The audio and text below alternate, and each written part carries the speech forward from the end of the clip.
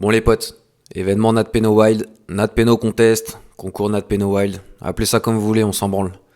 Les vidéos que vous allez entendre ont été conçues par des abonnés qui ont participé à ce truc que j'avais en tête depuis longtemps. Le concept est assez simple, fallait m'envoyer un NatPeno Wild à votre sauce, avec votre voix, votre instru ou celle mise à disposition par Expander sur mon Discord, et me l'envoyer pour qu'elle finisse dans cette vidéo. Donc là tout de suite vous allez entendre plein d'inconnus qui ont posé leurs couilles sur ma chaîne YouTube, qui ont écrit avec leur trip et qui vont être jugés par vous, dans l'espace commentaire. Soyez indulgents mais tout de même objectifs. Je rappelle qu'on n'est pas à la Starac et que l'objectif numéro 1, c'est pas que je reçoive des mails des participants qui souhaitent retirer leur vidéo parce que vous leur avez chié sur la gueule. Ça demande un peu de courage d'exposer ses écrits et sa voix sur une chaîne à 45 000 abonnés, faut pas l'oublier. Celui ou celle qui aura retenu le plus votre attention, en termes de commentaires et de likes dans les sections correspondantes sous cette vidéo, fera un featuring avec moi et on postera tout ça ici pour essayer de pondre un truc stylé ensemble. Je tiens à préciser que c'est pas du tacle, c'est vraiment du Peno Wild à la cool. Forcément, il va y avoir des similitudes avec ce que vous avez l'habitude d'entendre ici en temps normal. Soyez indulgents mais pas trop, essayez d'être précis au maximum pour que la personne puisse s'améliorer, c'est tout ce que je demande. Si vous avez loupé le coche pour cette édition, j'en ferai une deuxième dans quelques mois, et ce sera annoncé sur mon Insta, Peno La Cuenta.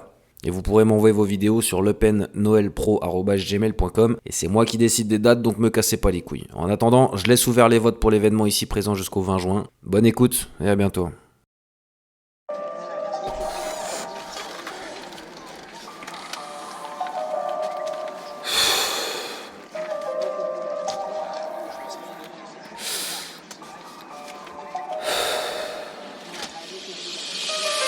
Aujourd'hui, je viens de finir un livre.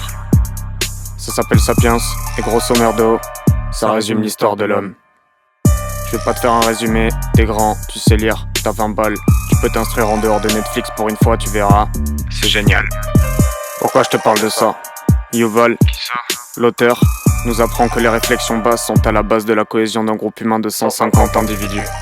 Au-dessus, on est obligé de créer des monnaies, des religions, des technologies, des régimes politiques, bref, des histoires pour maintenir la structure de groupe. Sinon, ça part en steak. Aujourd'hui, on est 7 milliards sur cette planète, et devine quoi? Ça part en steak. Pour pallier à ça, l'homme invente chaque année un nombre de merdes incalculable. Des réformes sociales au divertissement de masse, des chaînes d'enfants en continu au club de yoga du coin, du merchandising low cost à la pub omniprésente. Tout est fait pour maintenir un lien entre les individus, aussi vicieux et pourri soit-il. En 1960, nous étions 3 milliards. 100 ans plus tôt, seulement 1 milliard. Pour maintenir le lien, l'homme a développé toutes sortes de conneries qu'il avait créées. Des entreprises, des nations, des démocraties, des ONG, des banques, des journaux, des feuilletons, la télévision, le téléphone mobile, jusqu'au Dieu suprême, Internet. C'est là que sont apparus il y a peu les meilleurs et les pires outils de notre génération. Les réseaux sociaux. Et ce fut le retour des basses réflexions. Ouais. Bref. Si un jour j'ai un gosse, je lui raconterai ce moment de ma vie où j'ai vu mon espèce devenir l'esclave de sa propre liberté. Lui qui risque de ne connaître que ce viol de l'intimité, ce flux incessant de pensées malsaines et maladroites que les gens crachent sans faire attention. Moi le premier. Cette paranoïa perpétuelle, cet immortel tribunal du peuple par le peuple. Désolé fiston, papa voulait rafistoler le monde, mais du haut de ses 23 ans, il vient de se rendre compte que son corps nourri au plastique et ses bras ridicules de petits blancs fragiles et asthmatiques ne lui permettraient jamais de changer quoi que ce soit. Enfin, pas rien non plus. Papa vient d'inventer une nouvelle histoire. Ça s'appelle Ratus. Je suis pas très malin, mais j'ai mes opinions. Je sais rapper et dessiner, et je pense que c'est ce que je vais faire ces 10 prochaines années. Je pense qu'ils me détesteront, je pense pas comme eux, mais si je peux leur faire prendre 1 millimètre de recul, je crois que je serai fier de moi. Et c'est jamais arrivé. Bref, Pourquoi je te raconte je te raconte ça?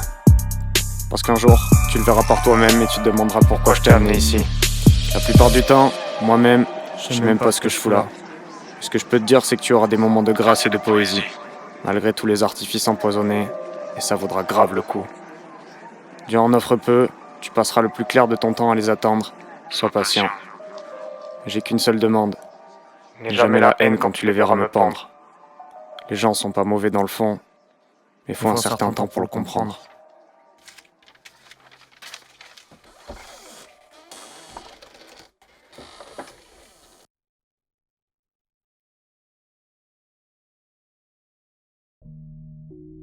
Je me vois pas quitter tout ça, ça me plaît. Je m'éclate. On vit, c'est tout ce qui compte. Prends soin de toi. Combien de fois ces derniers mots t'ont laissé seul face à toi-même? La prod s'arrête, sa voix s'éteint. Tu viens de sauter dans le vide et pour une fois ce qui compte c'est la chute, pas l'atterrissage. Dans combien de peines tu t'en es remis à cet ami imaginaire, celui qui t'a enfin compris?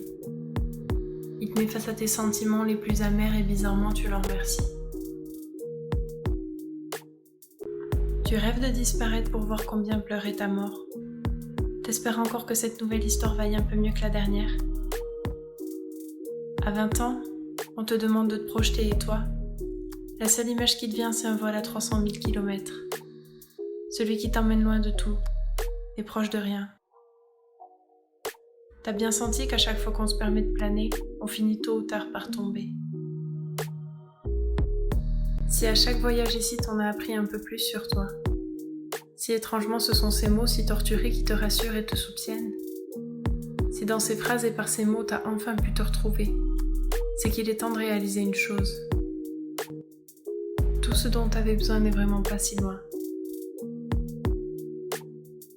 Ces quelques sons ont sûrement fait écho en toi, mais pourtant, ils ne font qu'animer les histoires de la vie d'un autre.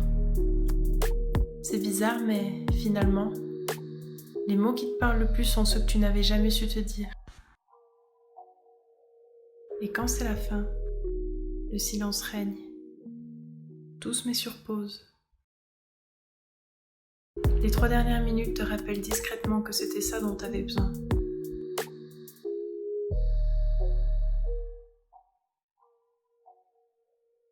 Tu sais qu'à ce moment-là, on était 50 000 en plein vol.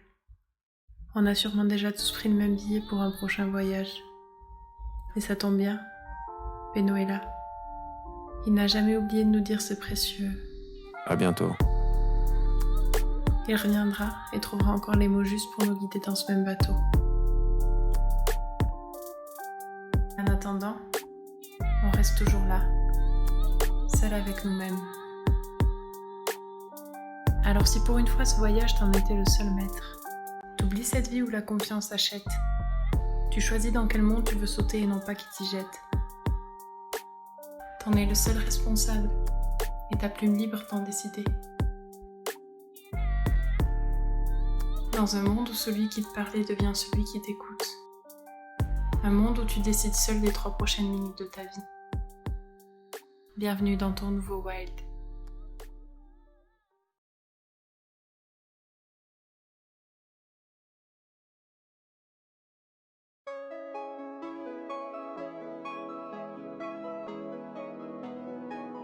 Dans ce monde, il y a 2 types de personnes.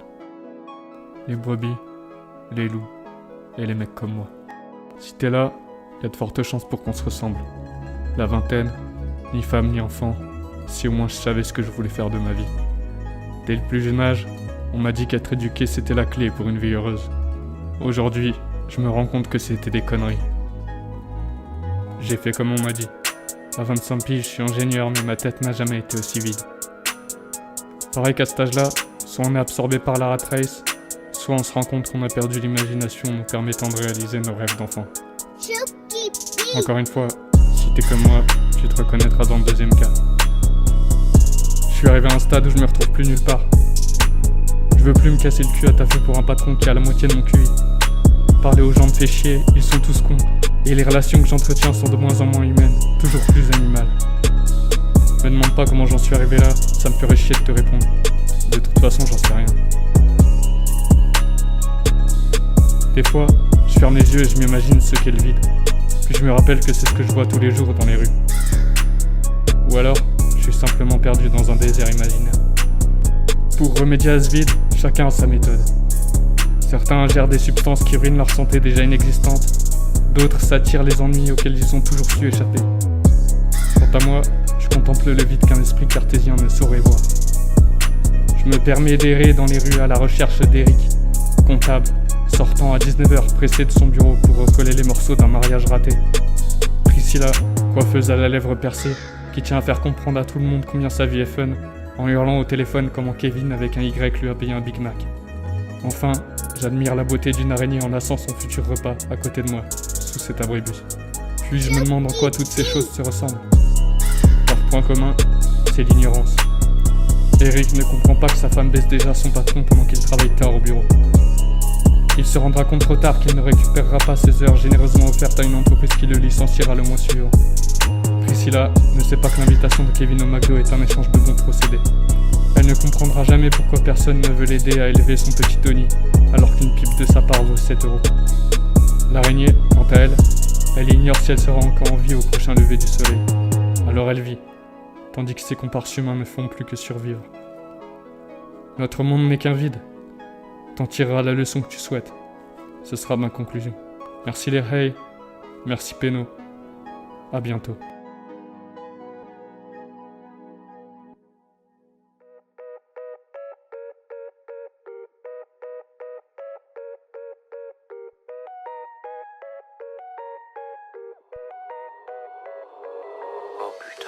Dans un monde où nous devons modérer nos moindres faits et gestes, nos actions, nos paroles et encore tout un tas d'autres choses essentielles à notre liberté, j'ai ressenti le besoin d'ouvrir ma gueule.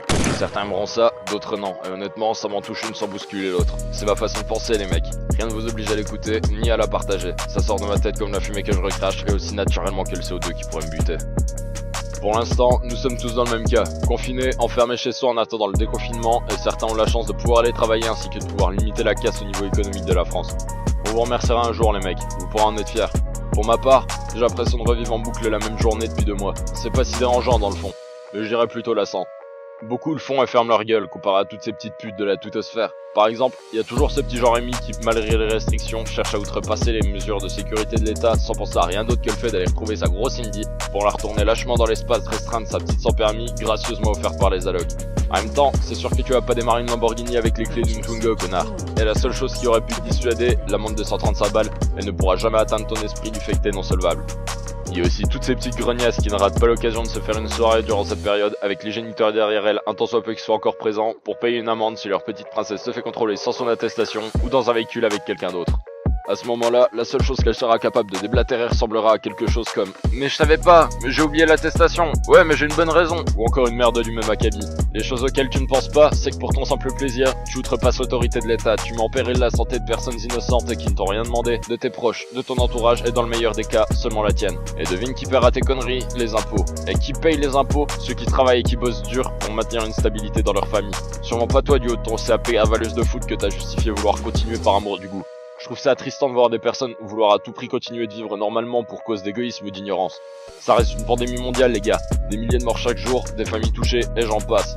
On a eu la chance d'éviter un confinement total comme dans d'autres pays, c'est pas pour en abuser et ne pas le respecter. J'ose même pas imaginer ta gueule si on te disait que tu étais porteur sain, un tant soit peu que tu saches ce que ça veut dire.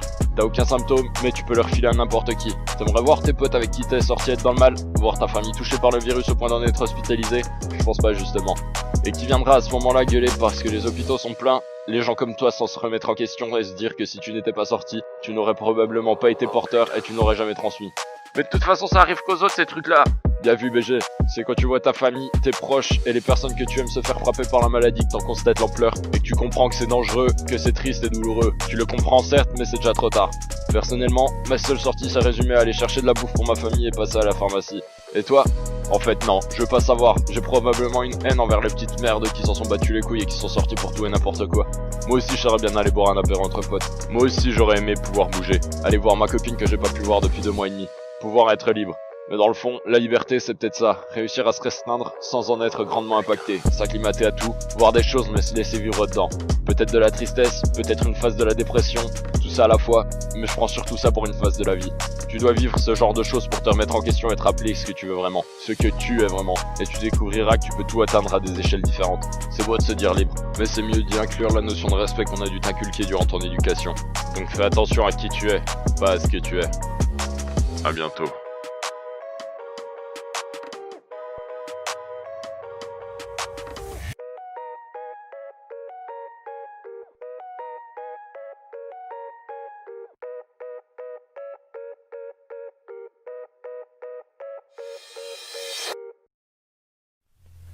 Dans un monde où j'ai l'impression d'être un cheveu dans la soupe du progrès, un monde où je préfère un plan cul qu'un couple, un monde où une grosse vache aux cheveux bleus et des moustaches sous les aisselles a le droit de te juger, Go finir ma clope et déballer ce NotPenoWild Eco Plus édition ch'ti. Aujourd'hui déballe ma haine.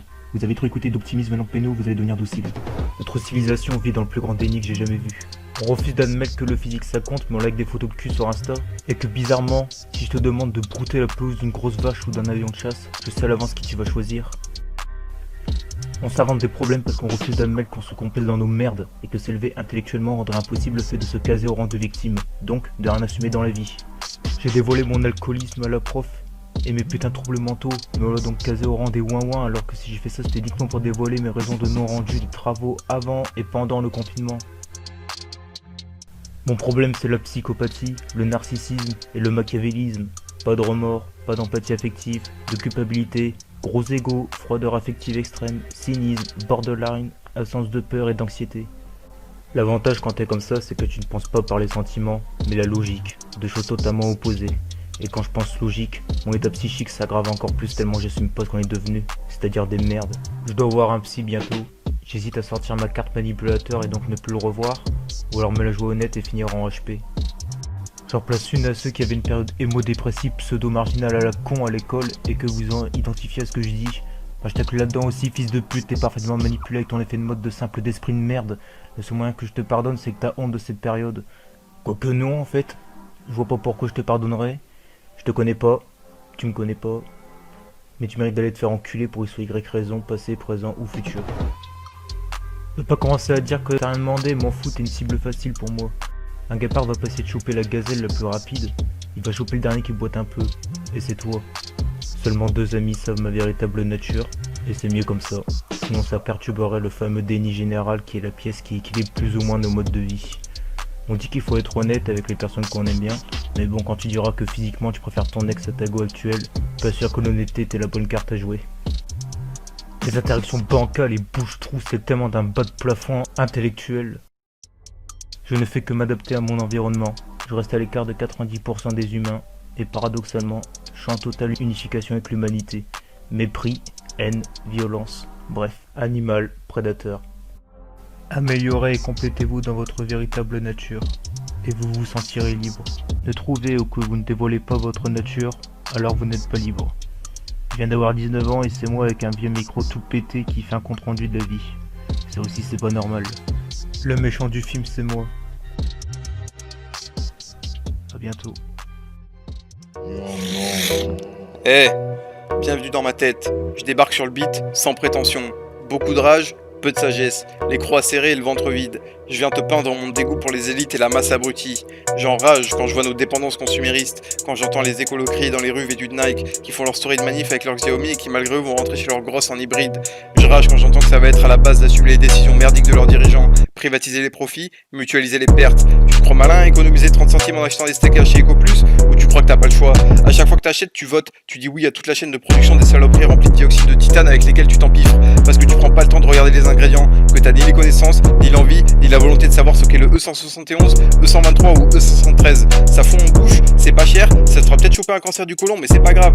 La connaissance est source de liberté et de souffrance. Le savoir réveillera tes instincts de révolte ou te créera un terrain suicidaire. Perso, je rage de n'être qu'un grain de sable dans le désert, à constater mon impuissance à éveiller les masses. J'ai perdu foi en l'homme assez jeune, quand j'ai voulu savoir pourquoi après des millions d'années d'évolution, des fils de pute se tabassent pour leur peau d'huile de palme à moins 50%, et pourquoi d'autres amassent tellement de pognon qu'ils peuvent assumer leurs 100 prochaines générations et s'acheter 1% de la surface terrestre. Pourquoi ces chiens n'ont comme seul plaisir après leur journée de merde dans leur usine de merde, pour un salaire de merde, de se faire sucer par leur grosse devant une émission de télé-réalité de merde. Je rage parce que je ne vois qu'une humanité morcelée qui a abdiqué face à la facilité, au McFlurry, et qui n'a plus aucun ancrage ou idée pour se sortir de cette merde. On manque 80% de biodiversité en un siècle, les pôles fondent, les pandémies se régalent de la mondialisation, les famines seront de plus en plus violentes et on fait quoi? On met un bout de papier dans l'urne tous les 5 ans pour choisir entre la lèpre et la peste. À quoi on perd sa vie à la gagner, trimer comme un rat pour assurer ses besoins primaires, et se payer son 20 balles de shit coupé à la paraffine pour oublier toute la merde à endurer au quotidien.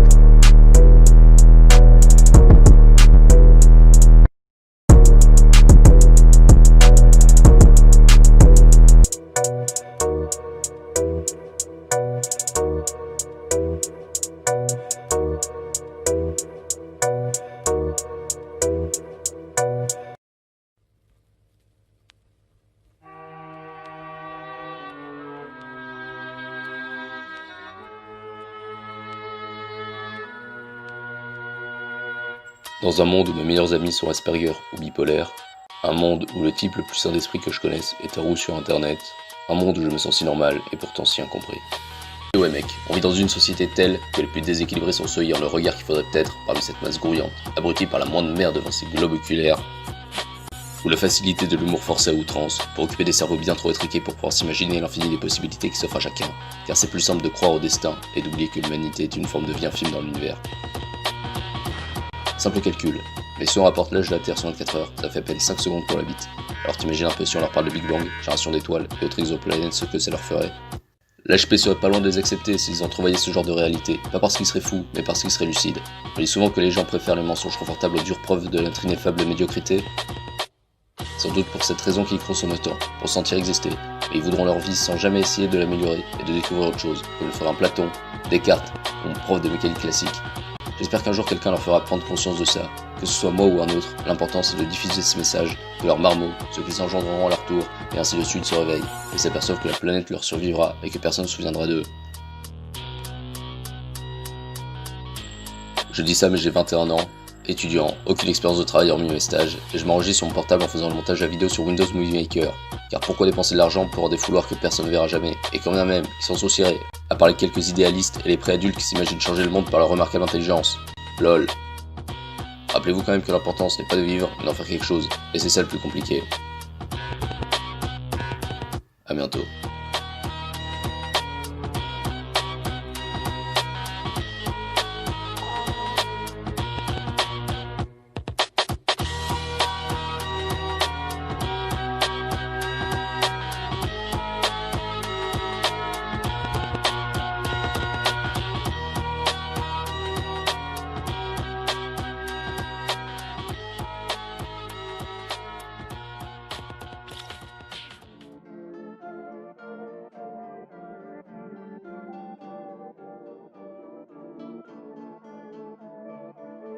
Quand j'étais petit, mon père n'arrêtait pas de me répéter que c'est pas en branlant rien qu'on pouvait gagner, mais en bossant.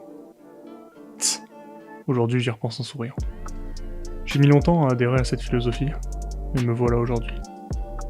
Ça doit être le seul sujet sur lequel je n'ai jamais été en désaccord avec lui.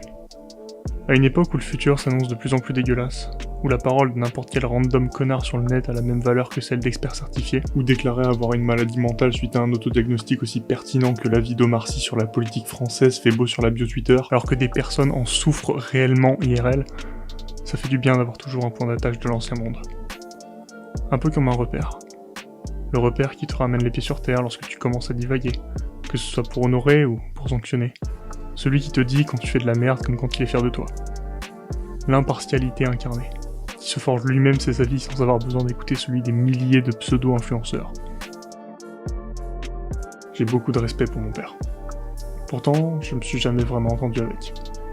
C'est triste à dire, mais moins on se voit et plus on s'apprécie. On dit que la pomme ne tombe jamais loin de l'arbre, alors je dois être l'exception qui confirme la règle. D'aussi loin que je me souvienne, on a toujours été diamétralement opposés sur à peu près tous les sujets. Je le vois comme un bosseur, il me considère comme un branleur.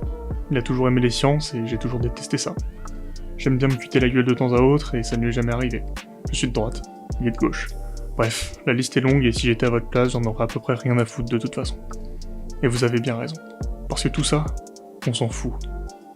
J'ai la chance d'avoir un père qui était là pour moi, et la chance encore plus grande que d'autres n'ont pas qu'il soit toujours là aujourd'hui. Peu importe qu'on se comprenne pas ou qu'on gâche d'innombrables repas de famille en se gueulant nos divergences d'opinion, au moins on communique et c'est déjà pas mal. Je peux pas m'empêcher d'y penser avec un rectus mélancolique, mais nos engueulades du passé seront sûrement pour moi des bons souvenirs un jour ou l'autre. Quand j'étais au lycée, on nous expliquait qu'il était dur pour un fils d'ouvrier de monter de CSP ou catégorie socio-professionnelle pour les intimes, et encore plus d'en gravir plusieurs à la fois. Et rien que pour avoir accompli cet exploit, j'admire mon père. Fils d'ouvrier, il a pu streamer dans les études que l'intégralité d'une promo d'étudiants en fac de sociologie d'aujourd'hui, a enchaîné les petits jobs merdiques pour pouvoir mettre un peu d'argent de côté, et a réussi à atteindre le rang de cadre sup. Vu qu'on l'arrête pas sur sa lancée, à 45 balais, ça l'a saoulé de voir 3 chiffres sur la balance à chaque fois qu'il montait dessus, donc il s'est mis au sport et a perdu 30 kilos de gras. Putain, rien que de penser que s'il avait fait ça à mon âge et en avait parlé sur les réseaux sociaux, il se serait fait taxer de grossophobe, ça me fout la gerbe. Mais, le connaissant, il en aurait rien eu à foutre parce que la vie des personnes inconnues l'indiffère totalement. Et dans une société où tout le monde est constamment à la recherche de validation par n'importe qui pour tout et n'importe quoi, cette authenticité me rappelle qu'il y a dans cette vie des choses plus importantes que d'autres. À vrai dire, si je montrais cette vidéo à mon daron, je sais pas si ça le toucherait ou s'il m'engueulerait en me disant que c'est encore du temps de perdu où j'aurais pu bosser. Peut-être même que ces deux spéculations sont fausses et que ça lui en aurait touché une sans faire bouger l'autre. J'ai peut-être pas la meilleure relation possible avec lui, mais je lui suis redevable. Sans lui, je ne serais pas qui je suis aujourd'hui, et j'aurais pas pu vivre la vie que j'ai vécue jusqu'à maintenant. Je ne suis personne pour juger, si ce n'est un random qui partage son expérience en ligne, et j'ai déjà évoqué plus tôt comment traiter la vie des connards sur internet. Mais quand je vois les abrutis pourri gâtés que je soupçonne d'avoir hérité d'un chromosome en 3 à la naissance, qui crachent sur leur père, qui les loge et les nourrit pour des raisons aussi malaisantes que c'est un homme blanc cisgenre ou il a rigolé à une blague de bigard, je me dis clairement qu'il y a des donkey punch qui se perdent. Sans déconner, on dirait des gosses de 5 ans qui tapent une crise dès que leur mère refuse de leur acheter un jouet quand elle passe devant un rayon jouet du Leclerc du coin. Dommage d'avoir le même comportement passé la vingtaine. Bref, avant que je m'égare trop loin, respectez vos darons.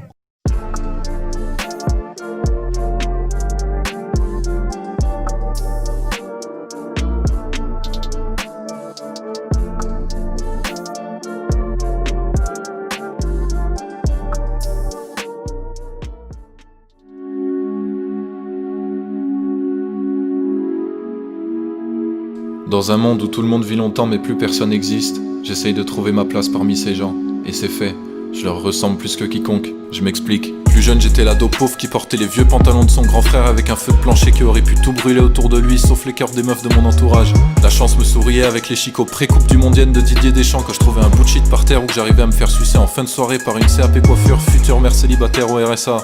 Aujourd'hui j'ai 23 ans, 10 000 euros, des actions en bourse, 3 ou 4 meufs dans mes DM en début de trentaine qui aimeraient trouver le pigeon parfait pour construire un foyer avant que ça soit trop tard. Et devine quoi, je me suis jamais autant fait chier. C'est comme si j'avais été tellement habitué à être pauvre et malheureux que je suis maintenant condamné à aimer que ça. Je suis désolé, mais y a plus de charme dans le partage d'un grec en 4 à 3h45 du matin que dans le cul flasque de Pierrette à la compta fraîchement divorcée parce que, et d'après ses dires, son mec le regardait plus pareil qu'avant sans prendre en compte dans son discours que sa surcharge pondérale a atteint un tel stade qu'elle en fait trembler la part des voisins du dessous. J'ai obtenu tout ce que j'ai toujours rêvé d'avoir donc j'ai arrêté de rêver, ça paraît logique non? Et vous connaissez la différence entre un enfant et un adulte? Si on exclut que l'un a plus de chances d'être le plan cul d'un réalisateur de cinéma que l'autre, la différence la plus notoire est dans leur capacité à rêver et imaginer. Comment voulez-vous que j'imagine ou que je rêve de quoi que ce soit dans une société où même mes fantasmes sexuels me sont livrés en 1080p sans bouger de ma chaise? Je regrette l'époque des Playmobil et pourtant j'ai l'impression que c'était il y a 5 minutes. Je suis à 2 doigts d'aller chez ma daronne lui réclamer 2 baffes dans la gueule pour me rappeler ce que c'est que d'être un enfant. Sans déconner, j'ai tellement plus de rêve et d'ambition que des fois j'hésite à tomber dans l'héroïne pour ensuite me mettre au défi d'en décrocher. Mais comme j'aime pas les aiguilles, je pense que je vais me rabattre sur la collection de Tam comme tous les connards auxquels je voulais surtout pas ressembler mais que j'ai fini par imiter parfaitement malgré moi. Enfin bon, après réflexion peut-être qu'il me reste un dernier rêve, que celui qui écoute ça se sente un minimum concerné par ce que je raconte. Je sais pas à quoi ça servirait, peut-être juste à flatter mon ego, mais ce sera toujours ça de prix. Merci. Salut. Pour ceux qui me connaissent pas, soit tous ceux qui écoutent ça maintenant, moi c'est pensée tacite. Tu sais, cette pensée que t'oses pas forcément exprimer en public car tous les bruits autour de toi comprendraient pas. Ou peut-être que si, mais préféraient se ranger dans le camp de la bien-pensance. J'aime pas trop ce mot, mais faut bien appeler les choses par leur nom. Pour que ça paraisse moins abstrait, je parle des idées qui vont pas forcément dans le sens de tout ce dont on nous martèle aujourd'hui. Néo-féminisme, LGBTQI et tout le clavier azerty, normalisation de la pensée sociale, abrutissement au travail, à la télé, aux infos, ou encore les débats stériles avec une communiste que tu vas croiser en soirée car t'es le seul mec non gauche au présent ou alors qu'il ouvre. Je te parle de cette tolérance à licence. Ces aliens aux jeux verts qui mangeraient leur père parce qu'avoir un père c'est trop patriarcal et hétéronormatif. Putain, ces sophistes de gauchistes en fac de pré-chômage qui apprennent déjà à manifester et faire bloc au lieu de commencer à se sortir les doigts du cul et essayer d'avancer, en empêchant ceux qui veulent vraiment apprendre. Le gauchiste tire vers le bas pour que tout le monde soit à son niveau, pour qu'on soit tous égaux, dans la médiocrité, mais égaux. Je te parle de ces aéries que tu vois tous les jours, qui protègent ceux qui les enculent année après année, en partant du gonze qui s'auto-suce avec ses PowerPoint de branleurs, en passant par ceux qui vivent pour la boîte et qui se retrouvent désemparés au bout de 2 jours de confinement. Quelle tristesse. Et jusqu'à la tête de l'État qui change juste de coupe de cheveux tous les 5 ans et qui continue de vous raser la tête comme des boutons. Allez, on enchaîne, les cyclistes qui roulent exprès au milieu de la route sans laisser passer, allez vous faire enculer. Voilà, ça c'est placé, y avait aucun rapport, on continue. Je crois qu'en fait, y a pas plus tolérant que moi, car j'en supporte des connards à longueur d'année. Ma patience est tellement solide qu'un jour je finirai par les prendre avec. De colère, de fatigue, puis de chagrin. Car malgré tout, j'aime mon prochain. Mais pas tout le monde. Je remarque que de plus en plus de gens commencent à prendre la parole et à se réveiller. Que ce soit sur les réseaux ou dans la vraie vie. Ça fait du bien, disons qu'on se sent moins seul. Je me dis que le combat est peut-être pas perdu. J'ai toujours été rêveur et observateur. Peut-être que c'est cet esprit libre qui m'a sauvé de toutes les conneries qu'on essaye de nous mettre dans le crâne entre l'école et la télé. Je Je me mets à écrire pour vider mes pensées, que j'ai pas forcément l'occasion de partager au moment où elles arrivent, et qui reviennent pas forcément sur le tapis, du moins pas avec tout le monde. C'est comme ça que j'ai choisi mon nom. J'écris avec passion, avec le cœur, au feeling, comme ça vient, je laisse courir mes doigts sur le clavier sans penser au mot qui va sortir ensuite. Ça coule tout seul. Ensuite, je balance le texte sur mon site. Qu'on me lise ou pas, qu'on soit d'accord ou pas, qu'on aime ou pas, peu importe.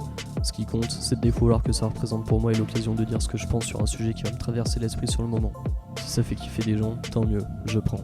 Merci Péno pour l'opportunité. À la prochaine.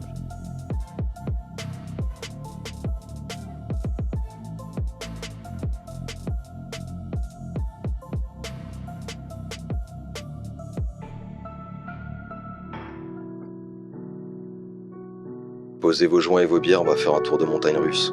Allez, on se lance. Longtemps j'ai repoussé l'échéance, mais 2020 je la sens bien. Comme l'envie d'expurger le pu et le venin. Comme ces chiens qui ont la rage et dont l'écume qui leur coule de la gueule vous contamine déjà. Le coronavirus et toi. La poésie de comptoir me colle au doigt comme le zinc colle sur mon putain de verre en fin de soirée. Parce que l'ennui me guette quand c'est pas la braguette qui me chatouille. Avant que le bar passe en off et que les 3 connasses pétés finissent par se prendre des traits sur un vieux CD qui a déjà accueilli plus de coke que ta mère a jamais vu de bite dans sa vie, pour finir par sucer les 2 seuls mecs qui restent avant de se faire prendre en double l'une après l'autre. J'adore ma vie. Hommage à Péno, quêteur de punchline, privilégié du verbe. Allez mon gars, remets une 52-16, fais péter une gauloise et on pourra toujours glander sur un banc de Belleville à se foutre de la gueule des putes qui tapinent en béquille. Ne vous leurrez pas, je n'ai pas décidé de vous vendre ma vie sur des stories. Je vous balance de la créativité façon pluie acide qui vous crevasse la gueule et vous ronge les os. Rangez vos aristochats où ils finiront en brochette poulet coriandre. Ici on rigolera, on pleurera, mais une certitude, c'est qu'on fera pas dans le faux semblant pour se donner l'impression d'exister. Plus de temps à perdre, le vôtre est précieux, le mien pareil. Putain, vous êtes encore là ?